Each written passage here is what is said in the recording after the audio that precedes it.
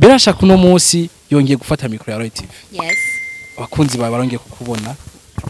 Twigeze gushaho post twabiti abakunzi ba Roy TV Berashaka muramwibuka. Bose nti uwo muntu turamukumbuye, uwo muntu turamukeneye. Uno munsi bakubonye ukoreshwa ikiganiro. Ari kejo canke ejo bundi wobabwira iki nibongera kukubona kuri mikro za Roy TV? Abakunzi ba Roy TV, abakunzi ba Berashaka.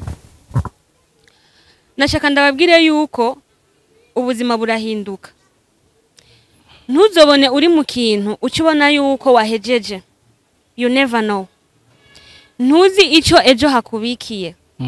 Ushobora kugera uri muri kubu urashaka kuba ubona ko bimeze nabi cyangwa ukabona ko biryoshe, ariko be careful kuko ejo you never know ikintu hakubikiye. Nico gituma rero saba abantu bose aho bava bakagera, abari mu Burundi, abari mu bihugu byo mu mahanga, imisi yose uzobe humble mu buzima kuko ushobora gusanga guys uri kurasaba uwo wimye, you know, kandi birababaje gusaba uwo wimye. Urashaka gusanga uri urasaba support ku muntu wirengagije cyangwa ku muntu waragaye, ugasanga umuntu wamugaye ariko tomorrow ukamukenera. Rero mu buzima be humble, ugeze mu bihe byo gutwenga enjoy but stay humble, ugume uca bugufi bizogufasha kugera kure. Ariko ni washaka kuja hejuru imisi yose uzosanga uri down, na namwe uzoshika mu buzima.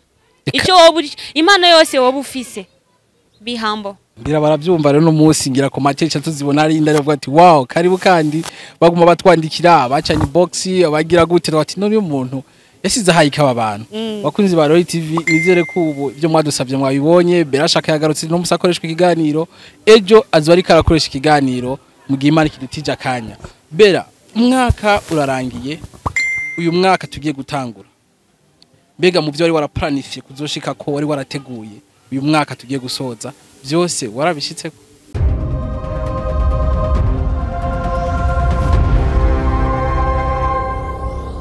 Roy TV. Hello bakunzi ba Roy TV, ndabaramukije mwese musanzwe mudukurikirana, abari mu gihugu, abari hanze y'u Burundi, abakunzi bacu bamuherereye mwese turabaramukije kuri Roy TV. Mikro muri kumwe na Delphine yo gusaba. Muri iki kiganiro cy'umuye mugoroba ndabafitiye umutumire adasanzwe, umutumire mwari mukeneye, mutumire mwakunze, mwari mukumbuye, mwagerageje kwitwereka kenshi. Turavuga ni nka Roy TV uyu muntu wabo tuzomubagarukanira kandi bongere bamubone, bongere bamwumve. Ndazi barakeneye kumva ijiti mbega yacasohoka kwa kundi ni wa wundi yatubwira bya bindi sinomuvuga arazi kwivugira. Reka ndamusabe abanza bidondore. Kaze mu kiganiro. Murakoze. Ndabaramukije abakunzi ba Roy TV, bivanye naho muri mwese ndabakunda. Ni Berashaka, ndi umujournaliste wanyu nkuko menyere mwari munzi kuri Roy TV Burundi, ariko nuko nafatiriwe gatoya, ariko kandi ndibaza murambonye. Nizere ko mumeze neza, hama ndabakunda cyane. Yes, ni wa mujournaliste wanyu Berashaka mwakunze muri quiz, mwakunze mu nkuru nyigisho, mwakunze mu biganiro ingo n'imiryango, right? Ingo ni mubano. Wow. Ivyo byose ni biganiro agiye abantu mwakunze, ariko no munsi avaye ko twinjira mu kiganiro nkanje kujya bikorera abandi. Nizo ngira ndaguhereko. Wadukore quiz. Jewe nawe. Ikibazo canje ca mbere cugurira ikiganiro cacu kiravugana. Bera, uno munsi isi iraheze. Isi irarimbutse. Berashaka ntagiye mu ijuru kandi ntagiye no mu kuzimu. Berashaka yo cajahe.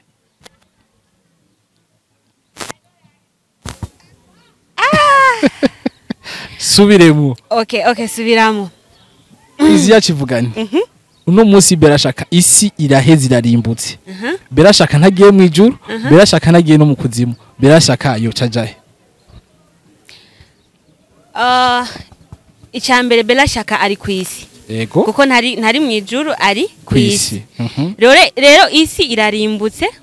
Berashaka ntagiye mu kuzimu kandi ntagiye mu ijuru.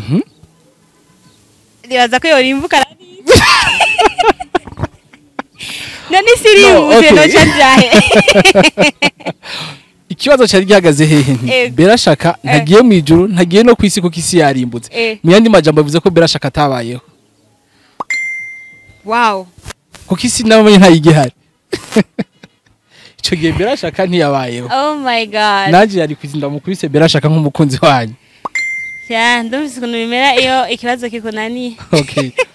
Nuko rero Berashaka kwara kugukwidaga kwiziko kukwakira kuri micro bakunzi bawe baragukumbuye bongere bakubone nawe wishure. Okay. Warumenye baza abandi. Okay. Berashaka ikibazo ca mbere rero nagomba kubabaza turi mu mpera z'umwaka. Okay. Umwaka two turawusoza turi mu 12 guhera mu kwa mbere gushika no mwanya n'isaha n'amezi mesha haciye ngenda kubaza ikibazo kuri wewe aya mezi yose arenganye.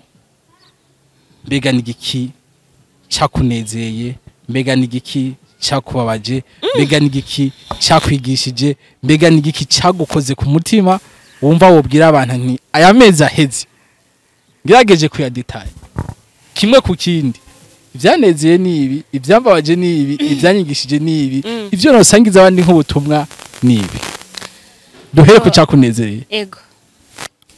Novuga nti uyu mwaka wa 2024 wa 2024 2024 ego ni umwaka novuga yuko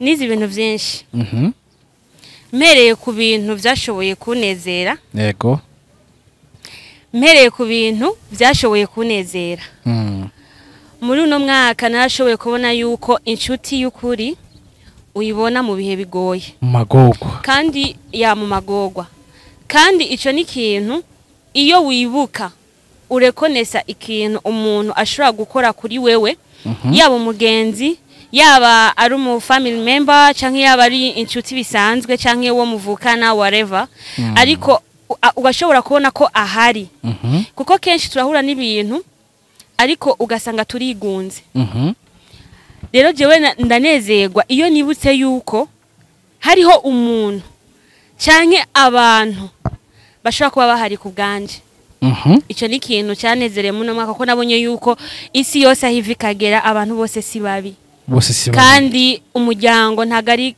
keso y'amaraso like hari ukuntu duhura n'abantu bakatubera family bakatubera abavukanyi bakaba bakuru bacu bakaba like basaza bacu tukaba nka umuryango rero ico ni ikintu nungutse cyane muri uno mwaka wa 2024. Yego ico kibazo uvuze bavuze nti hariho abantu mugenda murahura bidasigwe kara amaraso mudasangiye amaraso ariko bakakubera abavukanyi bakakubera inshuti nziza atari banga hariho ushobora kuvuga nti ndibuka zombi vraiment hari ikintu yankoreye tahari hose zombi yubaho cyangwa ukibuka undi muntu izina rikanyaruka kuza kuko byose umuntu ababire kuri we cyangwa bati muri rusange bose bubaho.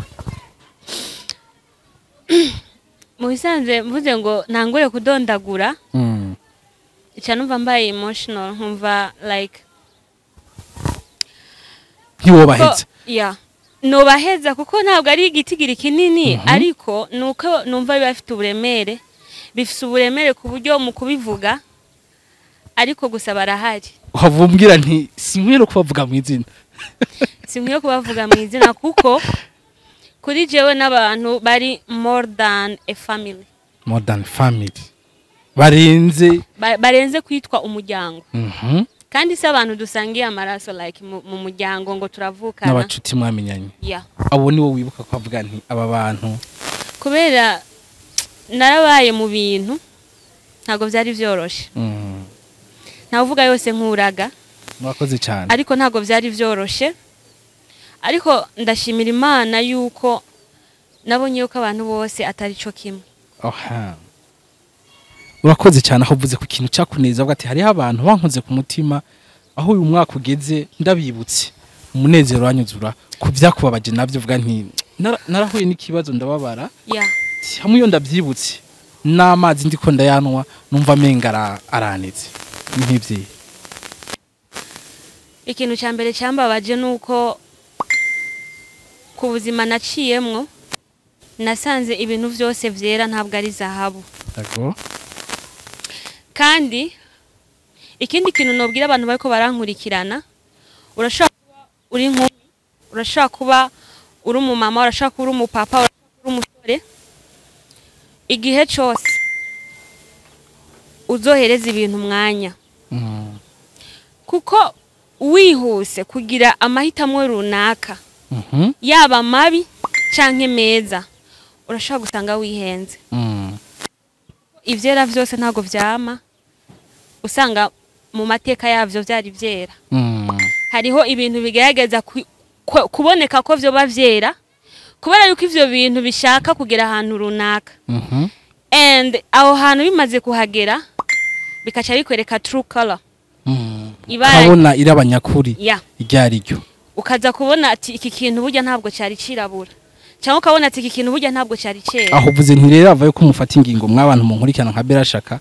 Ti mu uyu mwaka hari byankoze ko mubanze murabe neza musuzume. Mu bisanzwe ubu buzima n'ubuzima butwigisha. Kandi nasanze ubuzima ni shure like wigize yuko udashobora gutahura uradubura riraguramwo. Ikintu wumva yuko utacumva isi yo ntabwo itorera ngo iraderibengo genda nta mpuhwe isi nta mpuhwe irakumira isi nta mpuhwe ariko kandi we move on. Uvuga nti najisi haraho yanyeretse gatampuhwe of course ariko ti muntu akomeza ubuzima biko biri mu byo vyagukoze ko vyakwaje uvuga nti ku mahitamo n'ibindi ibintu mu vyitondere nka message ushobora ati aho aya mezi ageze 12 to kurangiza umwaka hariho message noho umuntu hari impanuro noho abakunzi banje abakunzi ba Roy TV bivanye na challenge munagenda racamwo ni nkiyi bo ikintu impanuro nohereza abantu bose ko barankurikirana abakunzi ba Roy TV abakunzi ba Berashaka nashaka ndababwire yuko ubuzima burahinduka. Ntuzobone uri mu kintu ukibona yuko wahejeje. You never know. Ntuzi ico ejo hakubikiye. Ushobora kugera uri muri kubu urashaka kuba ubona ko bimeze nabi cyangwa ukabona ko biryoshe ariko be careful kuko ejo you never know ikintu hakubikiye. Nico gituma rero saba abantu bose aho bava bakagera abari mu Burundi abari mu bihugu byo mu mahanga imisi yose uzobe humble mu buzima kuko ushobora gusanga guys uri kurasaba uwo wimye kandi birababaje gusaba uwo wimye. Urashaka gusanga uri urasaba support ku muntu wirengagije cyangwa ku muntu waragaye ugasanga umuntu wamugaye ariko tomorrow ukamukenera. Rero mu buzima be humble ugeze mu bihe byo gutwenga enjoy but stay humble ugume uca bugufi bizogufasha kugera kure ariko ni washaka kuja hejuru imisi yose uzosanga uri down na namwe uzoshika mu buzima ico impano yose wobu ufise be humble. Iyo ni message Beraha y'abakunzi biwe n'abakunzi ba Roy TV ngira baravyumva turi mu mpera z'umwaka izi message twaduzikeneye ngo zubake bamwe aho hariho nabandi bavuga nti ivyo Beravuze nanje narabibonye reka twizere ko bavyumvise kandi bazobikorera ko kugira ngo umwaka bawurangize babibonye umwaka tuzotangura baze gutangura ivyo byose bamaze kwikosora. Berashaka uno munsi yongeye gufata mikro ya Roy TV. Abakunzi babarongeye kukubona twigeze gushaho post twabiti abakunzi ba Roy TV Berashaka muramwibuka bose nti uwo muntu turamukumbuye uwo muntu turamukeneye uno munsi bakubonye ukoreshwa ikiganiro ari kejo canke jo bundi wobabwira iki nibongera kukubona kuri micro za Roy TV? Wow nibongera kumbona kuri micro za Roy TV Burundi azwari ibintu vyiza apane mwe mwari mumenyereye namba mwari mumenyereye inkuru nyigisho ubu azwari inkuru nyigisho nyina wazo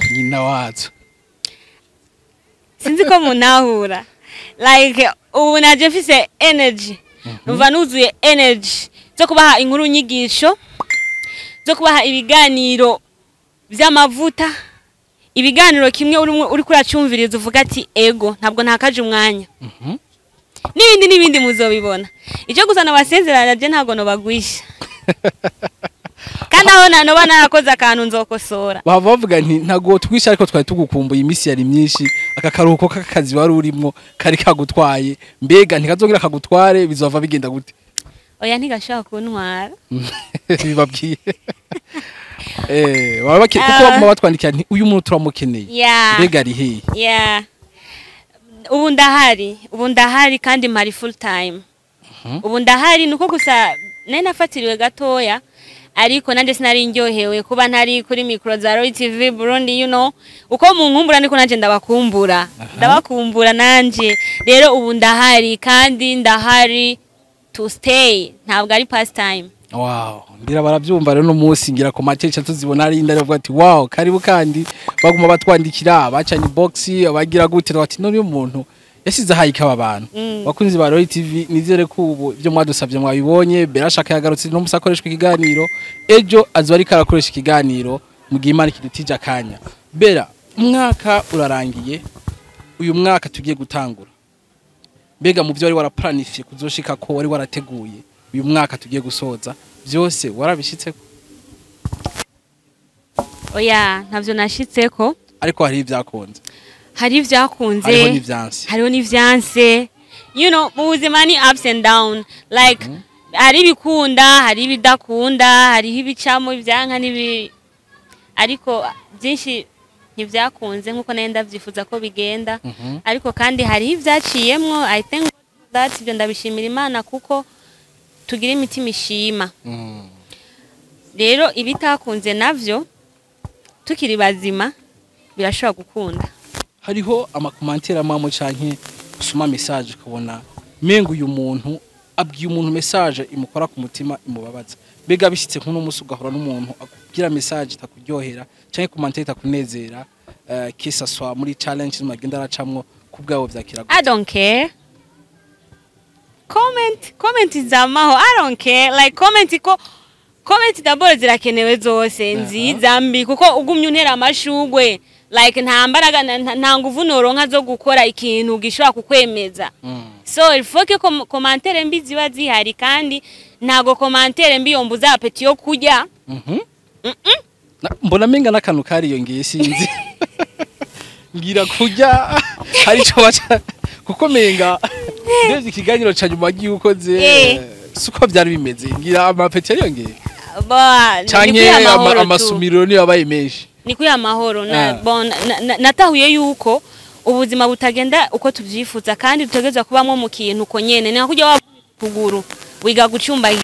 So mu gihe udahaye rero ikintu cy'umutima ikibanza kinini kugira ngo kikugirire nabi, uca wiga gutamba no mu mwijima, isha bituma ubuzima like ubona ko bisanzwe kandi ibintu byose bigenda neza. Reka twizere ko ariko aravyumva abakunzi ba Roy TV ati byose biha umwanya iha amahoro agatima keza gatumuna byibuha. Ngibi berashaka ivyo ariko aratubwira. Murabona yuko byagenze neza, ngira mu nyuma nitwara kandi kanya kisanzuye azotuyagira nibindi uko twari tumukumbuye, mwari mumukumbuye, twamurondeye kenshi ngo tumuganirize, yabidukundiye tunayimushimire. Nanje ndabashimiye cyane, ndashimiye uburongozi bwa Roy TV Burundi kuba bushobora kandi kuma umwanya wo kuja kuri micro za Roy TV kuko si itegeko ko ntegerezwa kuba kuri micro za Roy TV. No, oya nabakunzi babagumya gusaba barasabye ariko naravyemerewe kandi na Roy TV Burundi abakunzi nta bubasha bafise kuza ati byanka vyakunda Berashaka baradusabye nti basi naza turamutse nagenda gende twongere tumubone natwe rero ntituri bigaba. Roy TV yashibikora. Wow, ni vyiza kuba Roy TV no kumvira basi n'umufana sivyo canke umuntu aba like wumviye umufana akenejewe nibo babosi bacu. Umufana namba yo bakeneye kubona Berashaka na Roy TV kabona yuko ati ntaco reka Berashaka ahabe, bisigura ko Roy TV bayamwakiriye Berashaka. Wow. Reka dushimire abakunzi bacu abasanzwe badukurikirana, abasanzwe badusupportinga n'ababidusavye kenshi ngo bongere bakubone mubishe muri commentaire yewe mwongere mwandike nti ibyo mwadusavye mwabikoze. Igisigaye Berashaka kaze kandi kuri micro. Bakunzi ba Roy TV mukomeze mukore subscribe, share mu bikore vraiment mutwereke urukundo. Hama tubifurize kurangiza umwaka neza, abagwayi, abagwaje, abafunzwe, abari mu kibazo cyose. Ubuzima niko bimeze, wige kwiyakira niko Bera yabivuze. Kwiyakira no gushima mu byiza no mu bibi. Igisigaye twongere duhore mu bindi biganiro nk'ibi. Yari Delphin niyo gusaba ari kumwe na Berashaka. Roy TV Burundi. Ciao ciao. We can.